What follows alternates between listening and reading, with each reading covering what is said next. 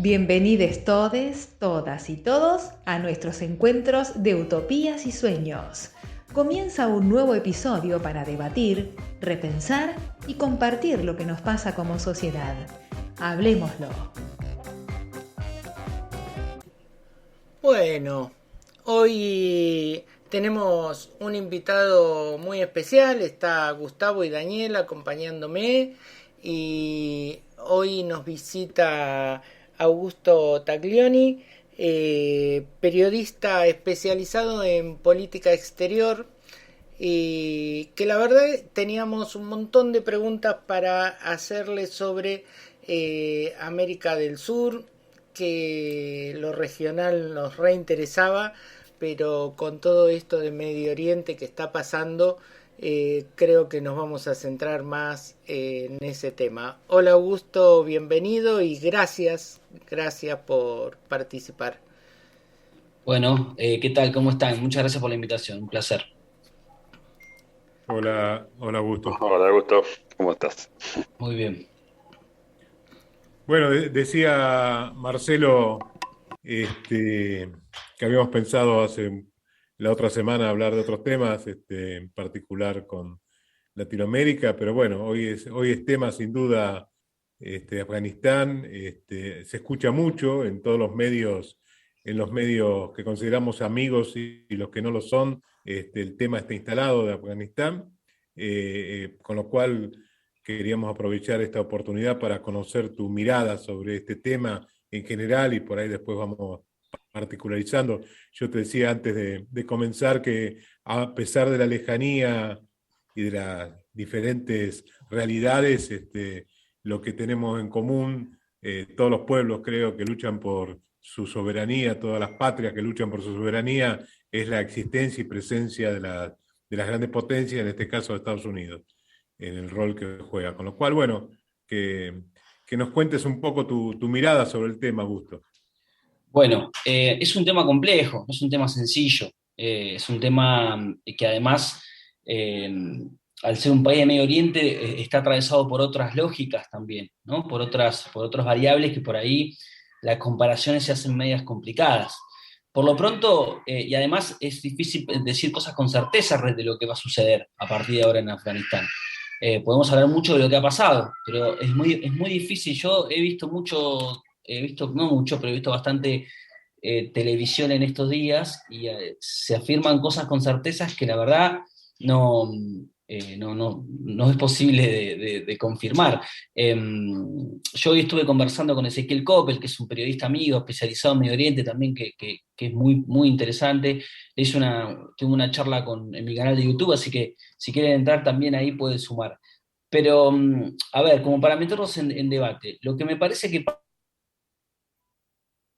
la vuelta de los talibanes al poder fue el fracaso de los objetivos que intentó la ocupación militar extranjera, ¿no? En Afganistán durante 20 años.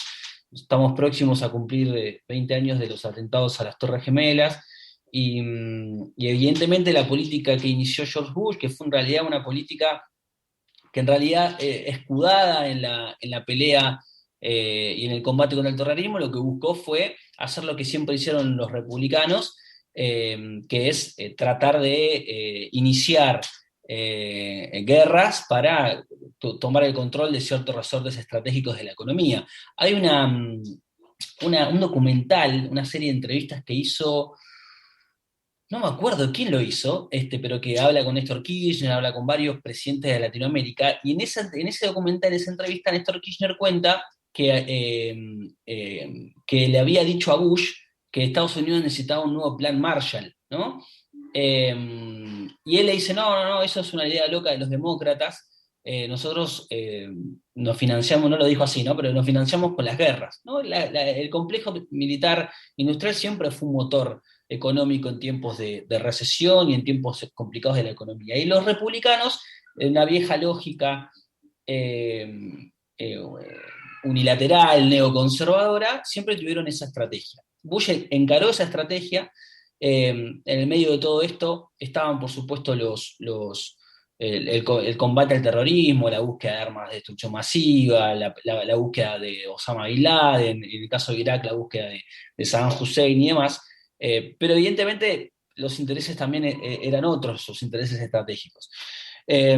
Después, claro, Estados Unidos tenía enfrente a los talibanes que fueron creados a fines de la década del 80, bien digo, cuando eh, la Unión Soviética invadió Afganistán en la Guerra Fría. En el 89 terminan perdiendo la guerra y fueron los talibanes, con los mujahidines, financiados por Estados Unidos, entrenados por Estados Unidos, los que cumplieron esa función. Después, en el medio de eso, se generó un gran monstruo que terminó teniendo un poder territorial en Afganistán muy grande. Y gobernaron los talibanes durante una buena parte de la década del 90, hasta que el ejército norteamericano llegó y bueno, y pasó lo que ya sabemos. Entonces, hay ahí, evidentemente hubo un fracaso a la hora de pensar en reconstruir, siempre todo con muchas comillas y con todos los matices que le podamos encontrar, reconstruir las instituciones democráticas de Afganistán, modernizar. En algún punto hubo cierto grado de modernización respecto de derechos, digamos, ¿no? A ver, sería muy injusto si yo dijera que las mujeres en Afganistán vivían mejor con los talibanes que durante los años de este gobierno títere de los Estados Unidos y la OTAN, porque evidentemente lograron tener mucho más derechos, o al menos no eran lapidadas por mostrar los tobillos, que eso es algo que también han hecho los talibanes. Entonces de repente nos encontramos en una dicotomía muy extraña, porque ha habido entrevistas durante todos estos días de mujeres, y se ha hecho especial énfasis en las mujeres, que preferían quedarse con la ocupación militar extranjera que la vuelta de los talibanes, ¿no? Eso se ha dado, es un elemento que está sobre la mesa. Entonces, digo, lo que vemos es un fracaso estrepitoso de la estrategia de guerra de los Estados Unidos en la zona. Yo creo que lo que hay ahí es una reorientación de las prioridades estratégicas internacionales de Estados Unidos. Estados Unidos por ahí tuvo cierto error de cálculo respecto de cuánto podían llegar a tardar los talibanes en llegar al poder. Le habían, según lo que yo tengo entendido, le habían dicho varios meses más, y tardaron 6 días en llegar a Kabul, con un ejército afgano que no puso resistencia. Evidentemente mucho de las armas y de los soldados formados por Estados Unidos para el ejército afgano terminaron del lado de los talibanes, entonces esas cosas también se dieron. Y bueno, digamos, y al mismo tiempo me parece que lo que Biden entendió fue que la variable local en Afganistán es la que va a definir. Y si hablamos de variables locales en Afganistán, no puedes dejar afuera a los talibanes. Los talibanes son los que tienen el poder territorial y son los que gobernaban antes de la llegada de los estadounidenses. Entonces, todos esos elementos se fueron combinando. Ahora la gran pregunta es, yo creo que hay dos preguntas que hay alrededor de todo esto. Una es, en realidad tres. Una es, ¿qué tipo de régimen van a implantar los talibanes? Porque ahora lo que estamos viendo, y esto es algo que no tenía tanta prensa, ahora están todos los medios hablando del tema, pero ya hace un tiempo atrás, inclusive antes de mayo, que fue la retirada de las tropas, el anuncio de la retirada de las tropas estadounidenses de Afganistán, que había sido prácticamente anunciadas, no explícitamente, pero sí entre líneas, por el acuerdo de cese al fuego que había firmado Donald Trump. ¿Recuerdan la foto de Mike Pompeo, el secretario de Estado de Trump, con el vocero de los talibanes en la Casa Blanca? Eso fue el año pasado. Entonces, todo ese proceso se viene dando, y evidentemente ellos han escrito notas en New York Times, se han mostrado como más modernos, como más moderados. Hoy leyeron una entrevista a una periodista mujer. Bueno, están tratando de mostrar que no van a implementar la Sharia o la ley islámica y aplicar un régimen del terror, sino que van a ser, volvieron mejores, vamos a decirlo de alguna manera. Entonces, esa es un poco la duda, el interrogante que hay alrededor de lo que va a ser el proyecto, el proceso, el gobierno que encaren los talibanes. Después, la otra pregunta es, ¿cuál va a ser la reacción de sus vecinos en Medio Oriente? la reacción de Pakistán, la reacción de Irán, que son países importantes en los cuales ha habido mucho, Arabia Saudita, Emiratos Árabes Unidos, ¿no? Digamos, todo el mundo árabe islámico, ¿cómo va a recibir a los talibanes? En la época que gobernaban, en la década del 90, solamente eran reconocidos por Pakistán, por Emiratos Árabes Unidos y por Arabia Saudita. Nadie más reconocía al gobierno talibán. Ahora están haciendo un laburito más fino respecto de las relaciones internacionales. Fueron recibidos por el canciller chino, por ejemplo. China, Rusia y Turquía parece que van a reconocer al gobierno talibán. Estados Unidos está más cerca de entablar un diálogo y reconocerlo, porque no quiere tener líos ahí, porque su eje estratégico de Estados Unidos está en otro lado, no está en el Medio Oriente, está con la pelea con China, el 5G y América Latina en todo caso, pero no en Medio Oriente, al menos no para la administración de Biden. Entonces, esas son las tres preguntas. ¿Qué tipo de gobierno van a instalar acá? Acá digo, en Afganistán. ¿Cuál va a ser la reacción de sus vecinos de la región? ¿Y cuál va a ser el reacomodamiento de las piezas internacionales? ¿Qué va a hacer China? ¿Qué va a hacer Rusia? ¿Qué va a hacer Estados Unidos? Clarísimo, Augusto, y por supuesto nos das con tu análisis mucha información y es muy interesante escucharlo. Yo me hago una otra pregunta, le sumo, Augusto, a lo que vos planteás. ¿Hasta cuándo inclusive sectores progresistas, inclusive medios de comunicación progresistas, hasta cuándo se va a seguir naturalizando la acción, para mí, terrorista de Estados Unidos? Porque seguimos estando más preocupados por lo que suceda con los talibanes, lo que suceda interiormente en Afganistán, y se pierde de vista un gran tema que nos compete a todos los pueblos del mundo, que es la posibilidad de soberanía y autodeterminación de los pueblos. Yo sigo, y eso me hace ruido, me da un poco de bronca personalmente, sigo escuchando, no a vos, pero sino en general sigo escuchando que el tema principal es los talibanes y el terrorismo talibanés. Y se naturaliza la acción nefasta de Estados Unidos, acciones terroristas, acciones de apoyo a golpes de Estado. Digo, Medio Oriente siempre le preocupó a Estados Unidos y ya Rusia y China reconocieron el gobierno de Afganistán. Hoy hay hace unos minutos declaraciones sobre eso. Digo, Estados Unidos con su socio de Israel tiene actos terroristas cotidianamente contra el pueblo palestino. Si los vamos a nuestra región, sabemos en nuestra historia el terrorismo de Estado de la mano de Estados Unidos, en Argentina, el bloqueo a Cuba, los miles de atentados en Venezuela, siempre en nombre de la libertad, la democracia, y que ahora ellos defiendan la libertad de la mujer, me parece también algo absurdo, ridículo, una patraña para esconderse en nombre de la libertad. Digo, ¿hasta cuándo se van a seguir naturalizando esto, ¿no? La represión en Colombia, la muerte cotidiana de dirigentes sociales en Colombia, de la mano de la embajada, y siempre de sus aliados internos, de sus socios internos, como en nuestro país. Las armas de Macri a Bolivia. Digo, en principio parecería, y es por mi falta de análisis como tenés vos en profundidad sobre las diferentes regiones, pero de todos modos creo no equivocarme con estos puntos en común de Estados Unidos en su accionar en el mundo, ¿no? Viste como 10 temas en uno. Sí, sí.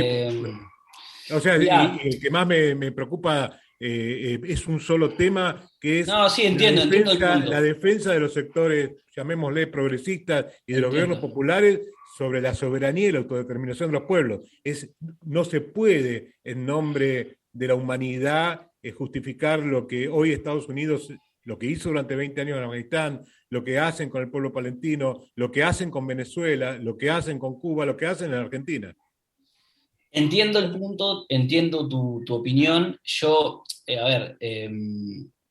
a mí me parece que todas las cosas son importantes de analizar. Evidentemente no tenemos que tener una doble vara, y la verdad que digamos, es harto conocido y hay que destacar las enormes violaciones a los derechos humanos que ha hecho el ejército estadounidense en Afganistán, en Irak, lo que pasa en Guantánamo, y después, bueno, todos los hechos que mencionaste, en donde Estados Unidos tiene algún rol. Evidentemente eso es así, no hay que naturalizarlo, no hay que naturalizar eso que sucede.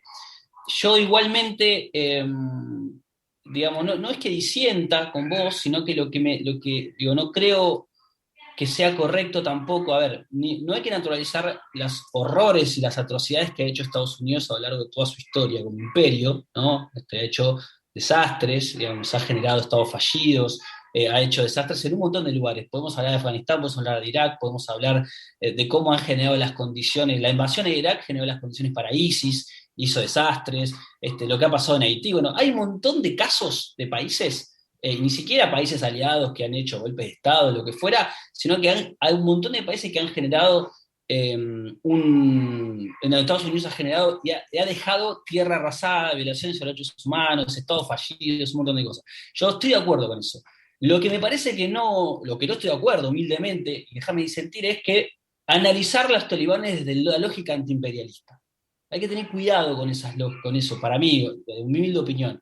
Yo no me siento cómodo analizando la cuestión, el proyecto de los talibanes de una lógica antiimperio, porque es mucho más complejo, porque los talibanes no son de izquierda, digamos, los talibanes no son, digamos, yo no sé si son la representación del pueblo afgano, como no lo era el gobierno títere que había dejado Estados Unidos, digo, es mucho más complejo, digo, hace décadas que Afganistán está en guerra civil, entonces me parece que ahí, y además hay cosas que se mezclan, minorías religiosas, lógicas triviales, ¿no? Hay muchísimas tribales, hay muchísimas cosas que son más complejas para analizarlo desde el punto Augusto, de vista del antiimperialismo. Eso Augusto, yo no me siento cómodo perdóname, con eso.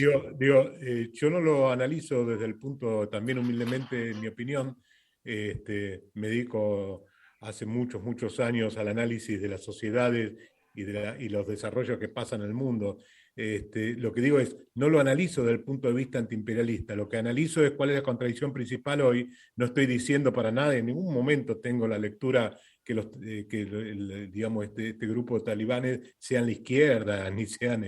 No digo que dijiste eso, digo porque... Lo que digo es qué pasa con lo que sí creo que tenemos que defender desde una lucha antiimperialista, que es la autodeterminación de los pueblos, y que el problema de Afganistán lo resuelvan dentro de Afganistán y no naturalizar la invasión en nombre de la libertad y la democracia. Como muy bien vos lo dijiste, Augusto. Está claro. Ellos no lo hacen para liberar a los pueblos, los de Estados Unidos, no es, digamos, lo hacen principalmente por cuestión económica, porque también el presidente de Estados Unidos lo que planteó es que era antieconómico seguir con la guerra en Afganistán, seguir con el ejército de Afganistán, que eso le hacía un favor a China y a Rusia, digo. Entonces, el propio Biden dijo hace unos días que ellos no querían construir la democracia en Afganistán, sino que querían evitar que haya un ataque terrorista a su país. Yo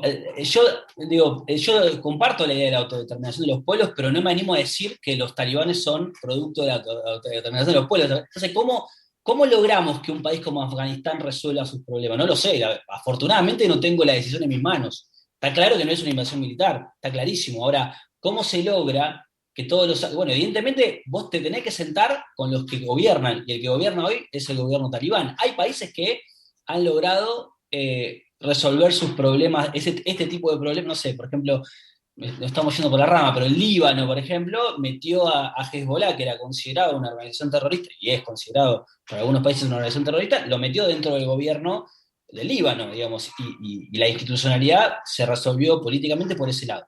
Entonces, bueno, hay toda una discusión en torno a esto, obviamente que no hay que naturalizar el rol de Estados Unidos invadiendo, y no bajo ningún punto de vista podemos decir que, digamos, en pos de la defensa de los derechos humanos, Estados Unidos estuvo 20 años ocupando militarmente e ilegalmente un país, porque la verdad es un atentado a la soberanía de cualquier país.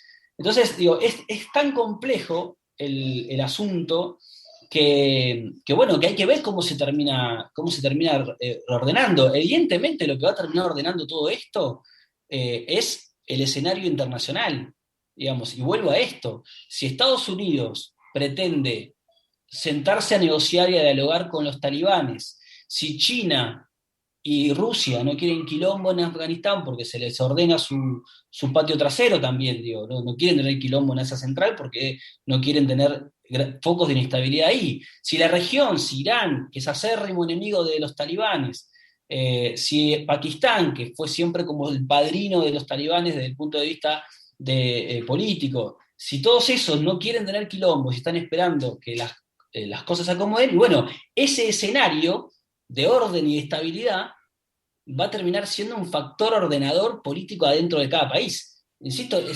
evidentemente eso va a ser el factor ordenador hoy en Afganistán. Estados Unidos no quiere meterse ahí, China y Rusia no quieren quilombos, la región no quiere desbordes, listo. ¿Quién gobierna? Los talibanes. Nos sentamos, acordamos y que los talibanes encaren el proceso que les parezca pertinente. Después, ¿cuáles son las dinámicas internas de Afganistán?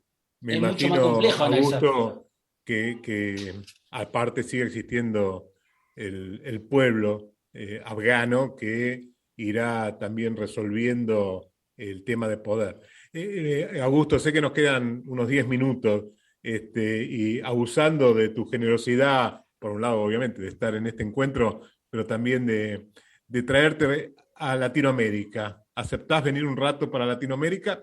Vamos, sí, claro. Vamos, una cosa que a mí me gustaría escucharte sobre tu posición, Augusto, sobre la entrega de armas del gobierno de Macri, que eran indudablemente para apoyar al golpe de Estado en Bolivia. ¿Qué crees que va a pasar con eso? Hoy hubo una declaración, hoy se firmó en Bolivia, como sabrás, el fin de la amnistía que en principio había impuesto el gobierno saliente golpista en Bolivia. Digo, ¿qué crees que va a pasar con estos hechos, creo, terribles de la entrega de armas para apoyar el golpe a Bolivia? Yo me gustaría que pasen muchas cosas, pero creo que no va a pasar nada, digamos, lamentablemente, ¿no? Es como la sensación que tengo. Digo, yo paralelamente a la noticia de acá de Argentina, del rol de Macri, del gobierno de Macri, contribuyendo al golpe contra Evo Morales en Bolivia, también estuve leyendo estos días noticias en Ecuador, donde también se está dando algo similar del el rol de Lenín Moreno en ese mismo proceso también, con entrega de armas, bueno, algo muy parecido a lo que está pasando con Macri. Entonces ahí lo que uno ve es, primero, la complicidad. Además, te agrego otra cosa, yo escribí una nota hace un par de semanas, yo además laburo en la política online, soy editor de internacionales de la política online, y escribí una nota sobre el tema Bolivia, lo vengo siguiendo. A mí me llegó la información que el entonces canciller Jorge Fori lo llamó al embajador de Perú, en ese entonces, que era Jorge Yoma, para exigirle o ordenarle, mejor dicho, que no le den, porque supuestamente Evo iba a salir de Bolivia y tenía que parar a cargar nafta en Perú. Bueno, le dio la orden de que no le dejen aterrizar. Después finalmente, el avión de AMLO y ya lo que conocemos. Pero digo, el grado de la decisión política, evidentemente orquestada más allá, más arriba, uno entiende, ¿no?, que los propios gobiernos latinoamericanos muestran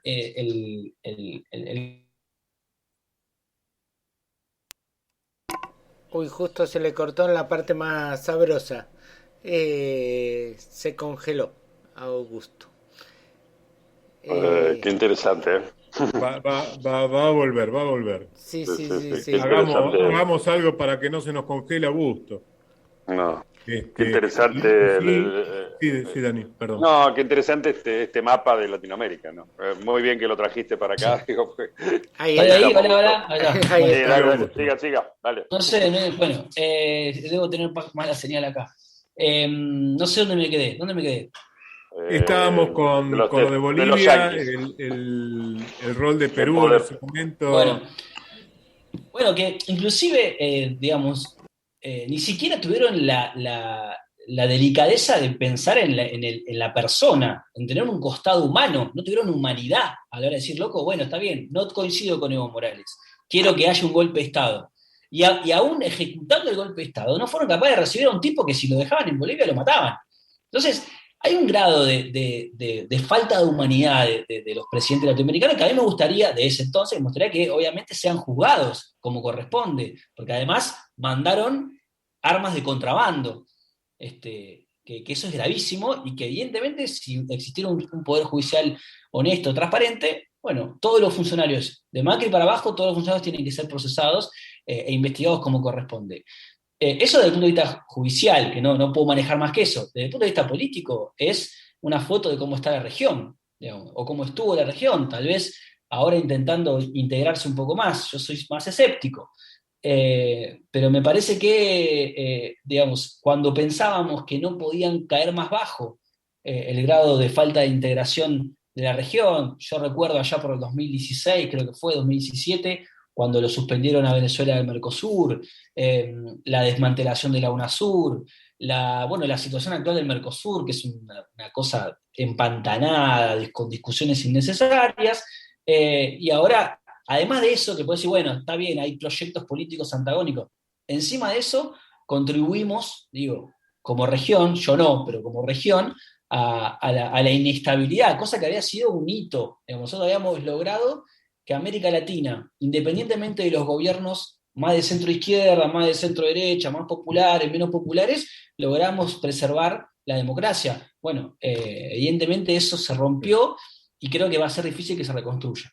Augusto, Augusto, esa bueno, democracia, perdón, Daniel, esa democracia se fue sosteniendo sin duda con la lucha de los pueblos y con la resistencia de los pueblos, ¿no? No porque Estados Unidos digo, nuestros próceres ya hablaban de los enemigos internos y externos, digo, y en este caso sigue siendo lo mismo, ¿no? Los sectores oligárquicos, de burguesía intermediaria en nuestros países, de la mano de Estados Unidos, no le importa la democracia, lo que le importa sin duda es el control de las economías y el control, y continuar con ese control que implica la concentración económica de poder. Digo, lo de... desde ese lugar, digo, hoy también está viendo en una mesa de negociación en México un intento de acuerdo, creo que desde un lugar de resistencia del gobierno bolivariano de Venezuela, un intento de acuerdo o de acuerdo para que no haya, que paren por un tiempo con los intentos de golpe de Estado en Venezuela, digo, de respeto a la soberanía y a la autodeterminación del pueblo venezolano. Digo, ¿cómo ves hoy esa negociación? Y te estamos bombardeando porque, bueno, en 30 minutos queremos escuchar de todo. Bueno, evidentemente yo creo que hablo mucho yo con diferentes actores de Venezuela, y algunos son más escépticos porque es una mesa otra mesa más de diálogo que por ahí puede no funcionar, pero hay varios que son bastante optimistas. Me refiero a analistas, ¿no? Gente más de la academia o no militantes ni del gobierno ni de la oposición. Yo creo que hay algunas condiciones que nos permiten ser un poco más optimistas respecto de Venezuela para lo que viene. Me parece que el gobierno de Maduro ha dado algunas señales interesantes respecto de diálogos que han entablado. A ver, Maduro hizo un acuerdo con Capriles. En ese acuerdo con Capriles lo que lograron fue reformar el Consejo Nacional Electoral, que era uno de los reclamos de la oposición. No se llegó al acuerdo para que más partidos, haya más observadores en las elecciones, que es también uno de los reclamos de la oposición, pero se logró reformar algunos aspectos importantes que todo indicaría que para las próximas elecciones de noviembre, de las regionales del 21 de noviembre, va a haber más participación de los partidos políticos, y eso es algo favorable, porque además también Maduro juega con dos cosas que le juegan a favor, ¿no? La división de la oposición está partida y no hay ninguna señal de unidad, con lo cual eso la debilita. Entonces tenés varias interlocuciones, tenés Capriles, tenés el G4 de Guaidó, tenés a la Asamblea Democrática, la Alianza Democrática, que está Enrique Falcón, y están todos los partidos políticos que vienen participando de las elecciones, que formaron parte ahora de la nueva Asamblea Nacional. Y además hay un cambio de dinámica a nivel internacional con Estados Unidos y la Unión Europea. Si bien Estados Unidos en la retórica sigue diciendo lo mismo, al desmantelarse el Grupo de Lima, no están teniendo una postura tan dura respecto de las presiones, aunque mantienen las sanciones todavía, que tenía Trump. Entonces, me parece que al crecer el Grupo de Contacto Internacional y tener algunos actores de donde vos tenés más margen de diálogo, todo ese combo, y además que evidentemente a Maduro le han tirado con de todo, como dice por ahí, no lo han sacado, básicamente, ¿no? Entonces, me parece que la oposición está más cerca de volver a la vía electoral, digamos, y bueno, y habrá que ver. Yo soy un poco más optimista respecto de lo que está pasando en Venezuela, ojalá que así sea, porque me parece que ya se ha hecho demasiado daño con las sanciones y el nivel de presión que ha tenido el gobierno. Y bueno, y un gobierno que se repliega en términos defensivos, bueno, también da margen para excesos, digamos, ¿no? Entonces me parece que ahí hay un polo interesante que Maduro lo ha manejado, me parece, bastante bien en este tiempo, que ojalá que pueda surgir. De hecho, hoy liberaron a Freddy Guevara. Freddy Guevara era un diputado de Guaidó que, que lo metieron en cana por haber instigado golpe contra Maduro, y lo liberaron en el marco del diálogo en México, y que seguramente Freddy Guevara va a sentarse en la mesa de la oposición para dialogar con el gobierno, con lo cual son diferentes señales que se van dando, que me parece que pueden encarar la cuestión hacia un grado de acuerdo institucional que puede ser positivo. Si eso no ocurre, bueno, vamos a seguir viendo la misma película, ¿no? Un gobierno resistiendo, con una situación económica muy delicada producto de las sanciones, pero yo soy un poco más optimista respecto de que va a poder encontrarse un canal de diálogo que nos permita llegar a las elecciones de noviembre de este año con mayor nivel de cobertura, digamos, ¿no? Yo Sí, quiero sí. hacerle, Ojalá, perdón. hacerle dos preguntas, Gustavo, antes de que se... No, se nada nos va más el para tiempo. cerrar esto que había preguntado. Silencialo, dejen- Gustavo, que no habla siempre Gustavo, silencialo. que dejen que paren con las sanciones y que paren también con las armas, ¿no? Y con intento de golpes a Maduro, ¿no? Sí. Sí, perdón. Dos preguntas antes de que Yo se tenía tenga que otro ir. también. Son así muy abiertas. ¿Qué opinas del proceso peruano y qué opinas del proceso brasilero? Es 20 minutos. Bueno, No hay problema, Augusto, si querés hablo yo, ¿eh? no, no. La próxima te hago una entrevista yo a vos. A ver, el proceso peruano es interesante, ¿no? Obviamente está en proceso de desarrollo. Yo lo que veo es, obviamente, una ofensiva bastante fuerte de las élites económicas al gobierno de Castillo. Al mismo tiempo hay un reacomodamiento interno en las propias filas del gobierno. Vos tenés por un lado el sector de Perú Libre, que es el partido de Castillo, de Vladimir Cerrón, que es el líder del partido, que tienen posturas que tienen diferencias, vamos a decir, tienen diferencias con un sector más moderado, ¿no? Del gobierno, que tiene como representante máximo al ministro, a Verónica Mendoza, la ex candidata presidencial, y a Pedro Frank, el ministro de Economía, que lo pusieron a generar confianza en los mercados, a mantener cierta estabilidad macroeconómica, ¿no? Como que lo primero que hizo Castillo fue eso. Pero después lo que veo es un gobierno que tiene la debilidad de cualquier gobierno peruano, no tiene mayoría en el Parlamento, y además carga con un grado de presión muy fuerte del establishment, que habrá que ver cómo lo resuelve, porque además no tiene, digamos, no tener mayoría parlamentaria en el Congreso es delicado en Perú.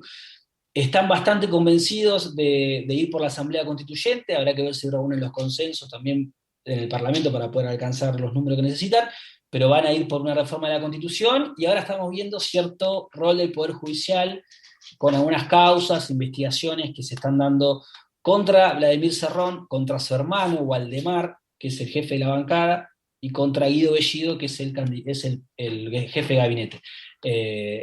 Ahí así está la situación. Por supuesto que nada, va a que ver cómo se mueve. Pero va a estar, me parece, bastante movidito Perú. Y en el caso de Brasil, lean mi libro y se van a enterar qué pienso de Brasil, para no hacerla tan larga. Nada, vamos a hacerla cortita. Brasil está en un momento de fuerte disputa.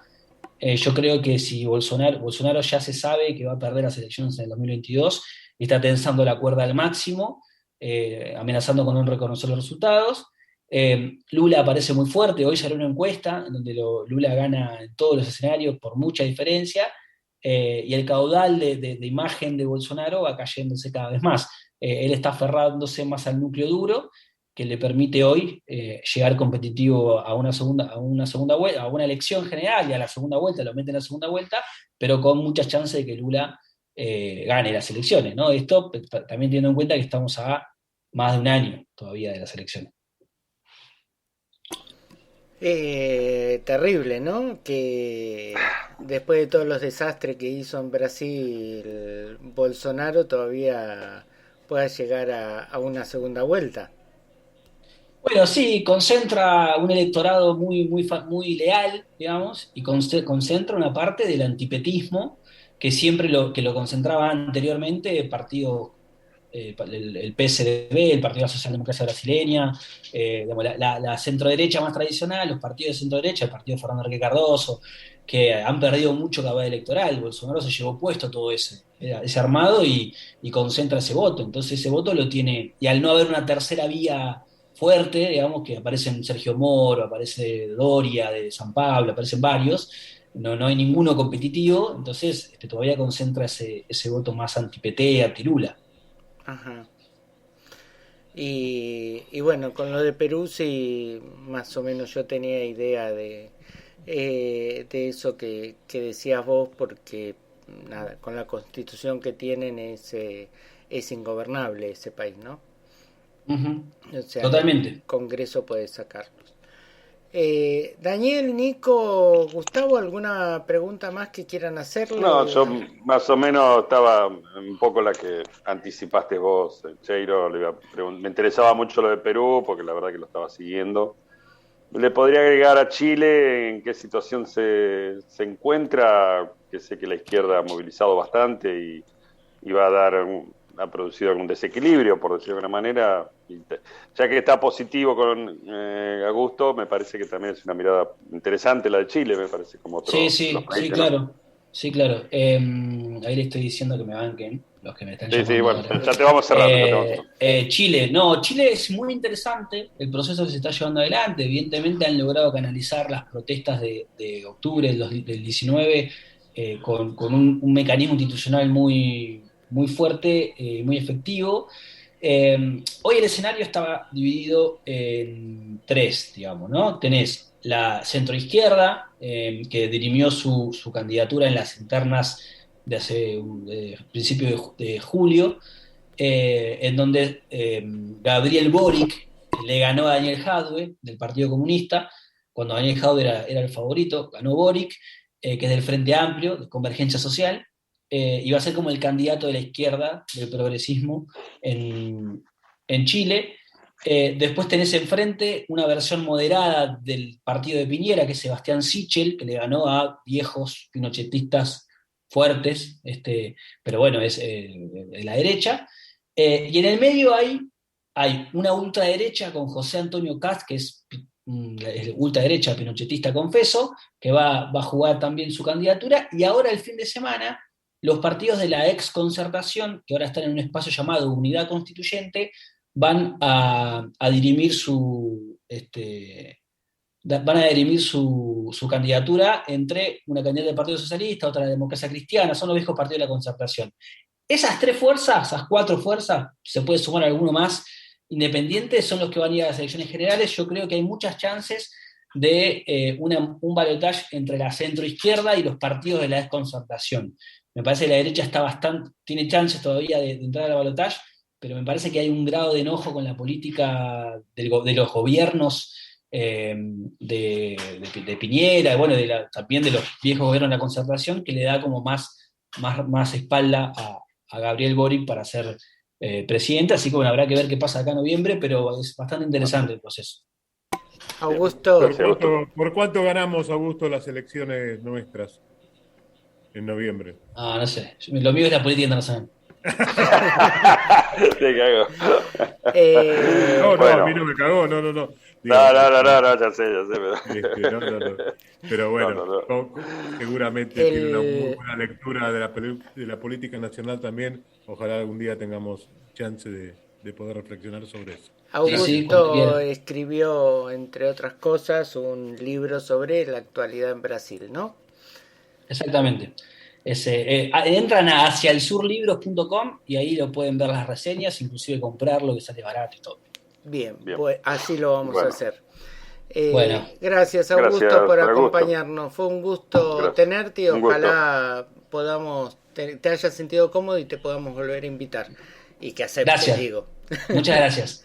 Muchas gracias. Chao. Gracias, Augusto. Bueno, gracias por haberme acompañado, Gustavo, Dani, Nico, compañeros. No sé, nos quedó un montón para pensar y para que mañana lo charlemos sobre todas estas cuestiones internacionales. El jueves tenemos a un invitado, Alejandro Apo, nos visita.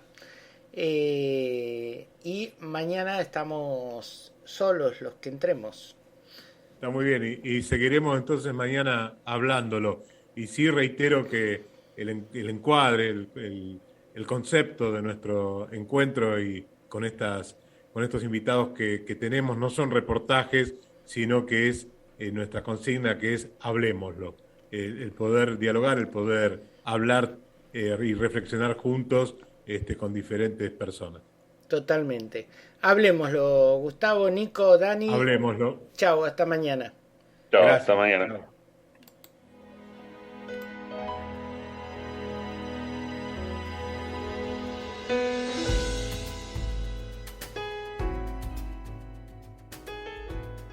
Llegamos al final de este episodio con la esperanza de provocar algún movimiento que permita continuar aprendiendo y construyendo respuestas colectivas.